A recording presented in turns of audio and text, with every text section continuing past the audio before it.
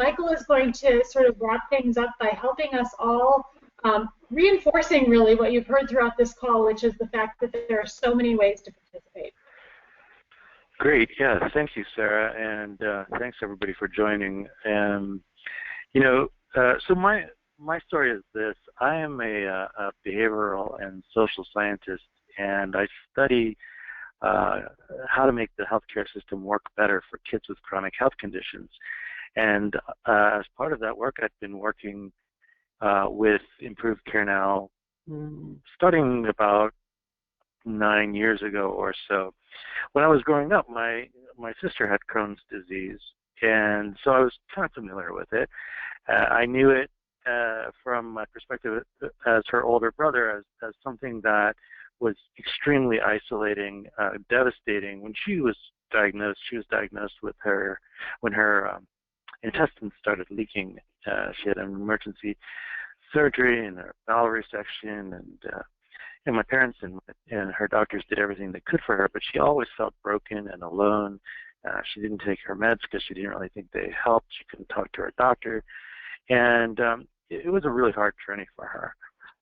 So I was very motivated to start working with ImproveCareNow, particularly as a way of helping to improve the healthcare system. And then about 4 years after I started, my daughter was diagnosed with Crohn's disease. And so I added another hat as a parent of a child with Crohn's disease. My daughter's situation, though, was very different. She met at a new patient orientation other patients who also had Crohn's disease. She met Alex, who was the patient at Cincinnati at the time, and she was concerned about, we didn't know what she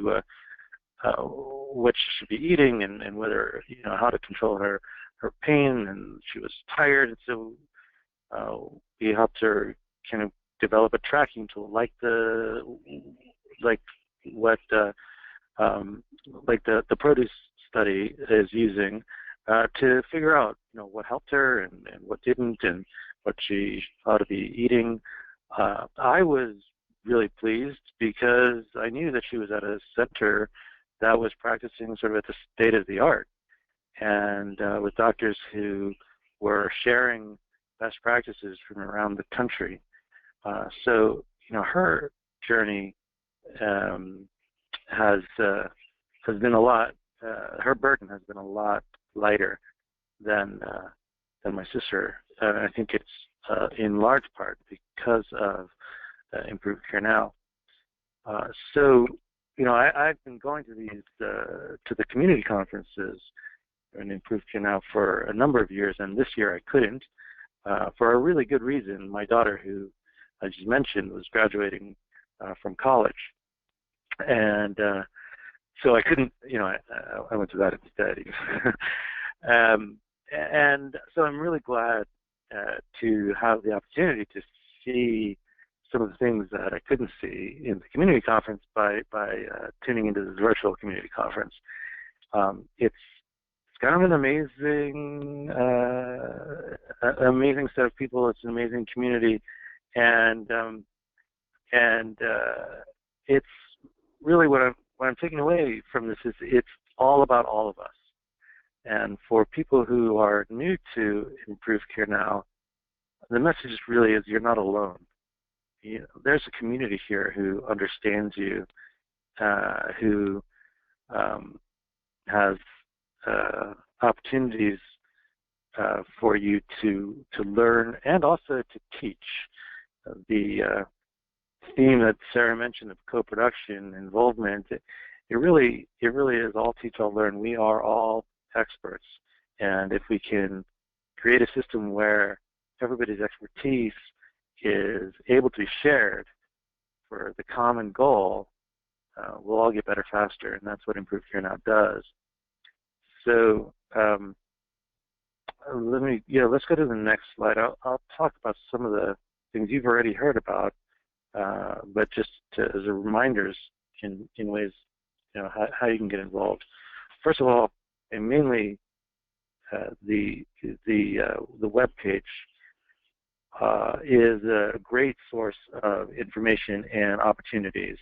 You can connect with care center. You can see the care center is there. You can find tools. You can connect with ImproveCareNow social media.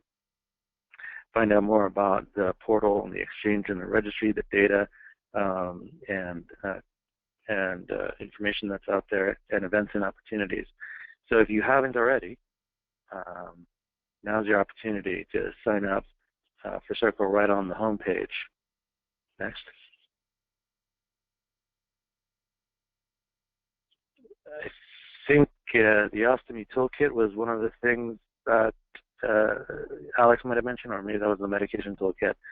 But here's a couple of examples of toolkits that are available now. There are more coming. Just as a sidebar, all of these toolkits have been developed in partnership among among various people within the community, including parents, patients, a variety of clinicians, and other folks. Next. The Loop is the blog for ImproveCareNow. I'm sure it's been mentioned several times. It's a really great way to keep up with the stories, and you can sign up to follow the Loop online as well. Next.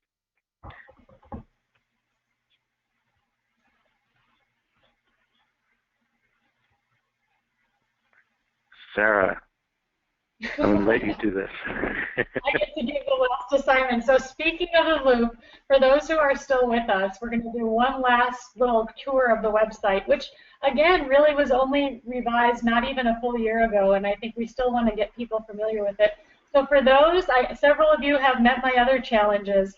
For those who are so inclined, go to your other web browser or the window you have open, pull up the Loop, and type in the name of one of the interesting looking Loop blog posts. We'll give you about a minute, 30 seconds to do that.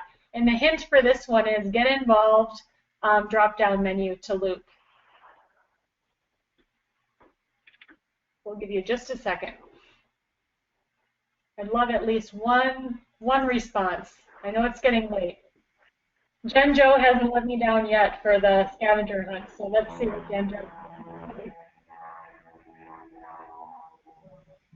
Oh, wow, here we go. Oh, Sammy Kennedy, our patient leader emeritus, said Jenny's "Not Sorry" is forever her favorite Loop blog post. We'll call that one out in the email that goes out from this call with the slides, Sammy. That's an excellent one to share. Jen Jo Erickson shared Twitter. A lot of the Loop blog posts are shared over Twitter, so that's another nice way to sort of stay in the Loop other than going to the website. Thank you so much, guys. Sammy, you shared a gem. I think we can go on.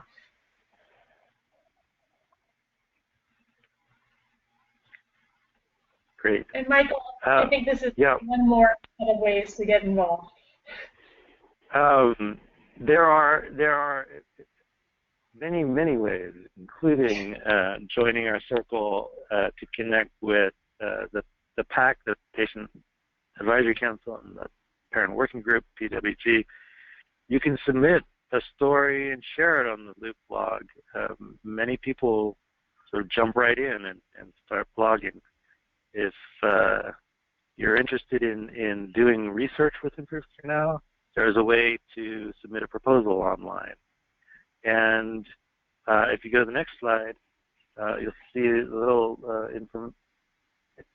info bit about smart patients that Julia mentioned just previously. You can go to the next slide. Smart Patients is a discussion forum. There we go. Sorry. No worries. But one of the,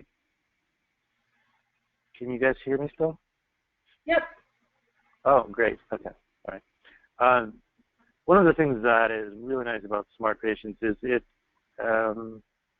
it's a really information-rich, pro-fact, respectful, and generous community. The conversation is a very, very high level in terms of information and knowledge sharing. There are communities out there. There are chat boards out there on the web that I am nervous about reading or commenting on, but Smart Patients is really an excellent way to get involved. Next, I'm not sure. I just will leave this up here. These are some of the other researchers, their resources with their hyperlinks. One of the things that somebody could be feeling right now is a little bit overwhelmed.